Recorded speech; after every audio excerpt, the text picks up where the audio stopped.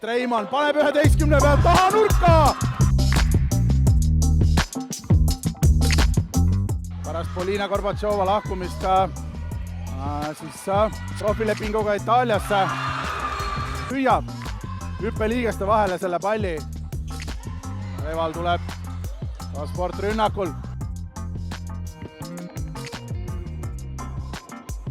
9 minutit mängu järel 3 väravaga juutimas.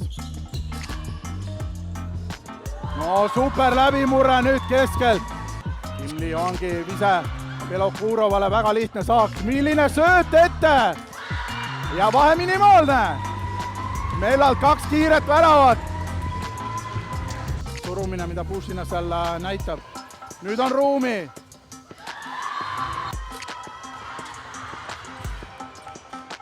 Võimalus.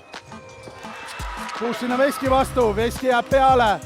Pall Mellale, veel üks katse, veel üks tõrje! Kaotusseisust Aruküla välja.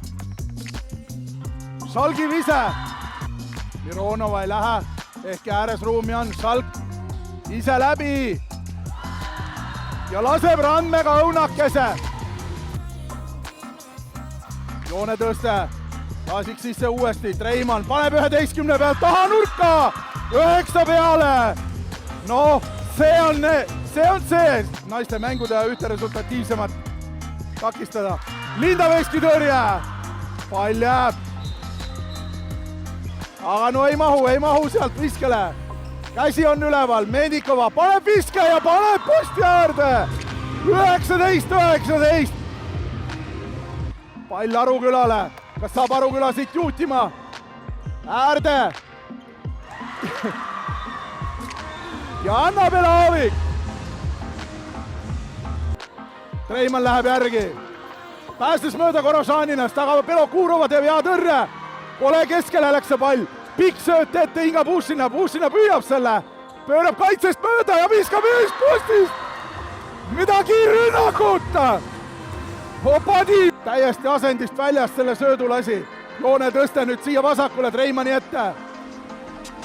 Ja vise on see, aga seal on Belokurova näpud vahel ja lükkab selle palli posti.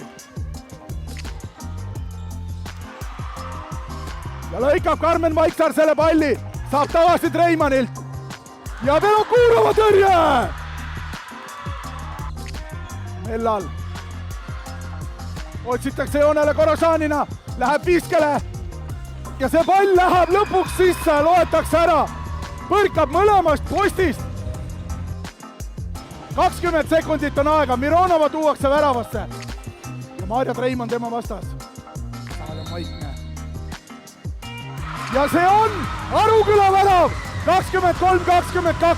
Plokk peab olema 6 meetri peal, samamoodi ei tohi hüpata. Linda Veski väravas. Ja Aruküla võtab siit karikavõidu.